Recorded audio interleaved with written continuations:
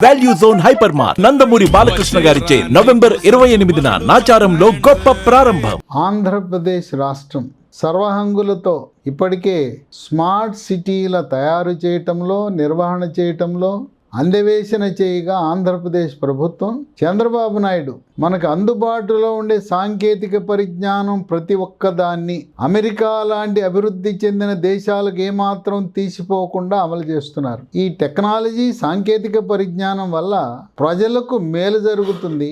నీతివంతమైన పాలన, పారదర్శకమైన పాలన, అవినీతి రహిత పాలనకు వీలు కలుగుతుంది. విద్యుత్ రంగంలో సంస్కరణలు ప్రవేశపెట్టింది ఆనాడు చంద్రబాబు నాయుడు ముఖ్యమంత్రిగా ఉన్నప్పుడు 96వ సంవత్సరంలోనే విద్యుత్ సంస్కరణలు ప్రవేశపెట్టారు. అదేవిధంగా విద్యుత్ రంగంలో టెక్నాలజీని వినియోగించి స్మార్ట్ టెక్నాలజీతో స్మార్ట్ కరెంటు మీటర్లను ఏర్పాటు చేయబోతా ఉన్నారు. దీని గురించి ప్రజలకు ఏమాత్రం అపోహలు అవసరం లేదు. ఇది ప్రజలకు మేలు జరిగే అంశమే కానీ ఎటువంటి నష్టం జరగదు.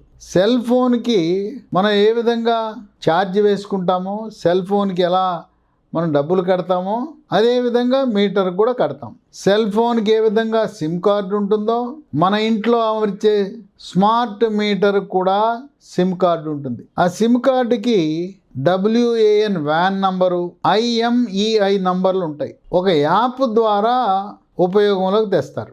ఆంధ్రప్రదేశ్ రాష్ట్రంలో స్మార్ట్ మీటర్లు అమర్చే బాధ్యతని టెండర్ పద్ధతి ద్వారా అదానీ గ్రూప్ చేజిక్కించుకుంది. మొదటి దశలో ఈ స్మార్ట్ మీటర్లు అనేవి ప్రభుత్వ కార్యాలయాలు, ప్రభుత్వ రంగ సంస్థల్లో అమలుపరుస్తారు. అదైన తర్వాత వ్యాపార సంస్థలు, పరిశ్రమలు, వాణిజ్య సంస్థల్లో అమలు చేస్తారు. ఆఖరి దశలో గృహ అవసరాలకు స్మార్ట్ మీటర్లను అమరుస్తారు. స్మార్ట్ మీటర్లు అమర్చినప్పుడు దానికి ప్రత్యేకంగా మనం అదనంగా ఛార్జీలు చెల్లించవలసిన అవసరం లేదు. దీనివల్ల ఇన్ని ప్రయోజనాలంటే మనము ఛార్జింగు సెల్ ఫోన్ ఏ విధంగా మనం బ్యాలెన్స్ వేసుకుంటామో అలా వేసుకోవచ్చు. లేదు డిష్ టీవీల వాళ్ళు దాంట్లో మనం బ్యాలెన్స్ వేస్తాం.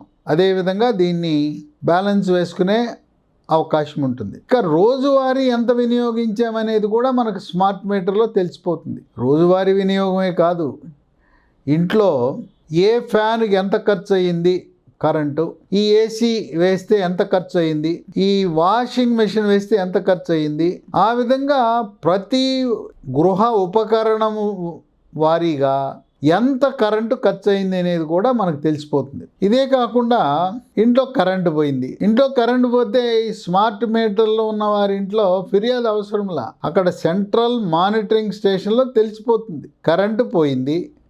వెంటనే చర్యలకు ఉపక్రమిస్తారు. చాలామంది ఇల్లు కట్టుకుంటారు, కట్టుకునేటప్పుడు 4 ఫ్యాన్లు, 4 ట్యూబ్ లైట్లు అంటారు. ఇక అక్కడి నుంచి మొదలెట్టి ఫ్రిడ్జ్లు, వాషింగ్ మెషిన్లు, తర్వాత ACలు, ప్రతి రూమ్లో AC పెట్టేస్తారు. దీనికి లోడ్ క్యాలిక్యులేషన్ అని ఉంటుంది.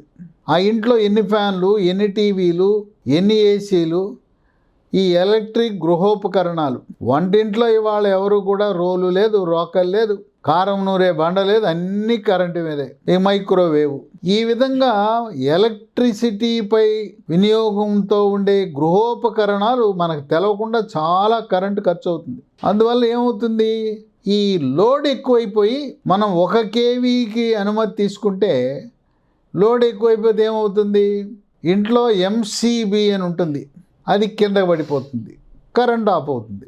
MCB లేవనుకోండి ఏమవుతుంది, లోడ్ ఎక్కువైపోతే వైర్లన్నీ కాలిపోతాయి. అలాంటి పరిస్థితి ఉత్పన్నం కాకుండా ఈ ఇంట్లో ఈ ఉన్న లైట్లు, ఫ్యాన్లు, ACలు, గృహోపకరణాలన్నీ కలిపి 1 kVనా 2 kVనా 3 kV అనేది దీన్ని లోడ్ క్యాలిక్యులేషన్ అంటారు. లోడ్ అడ్జస్ట్మెంట్ కూడా ఈ స్మార్ట్ మీటర్ ద్వారా సాధ్యపడుతుంది. కనుక ఇదంతా మన మంచి కోసమే. కొంతమంది ఈ స్మార్ట్ మీటర్ల గురించి చేసే దుష్ప్రచారాన్ని ఎవ్వరూ నమ్మవలసిన అవసరం లేదు.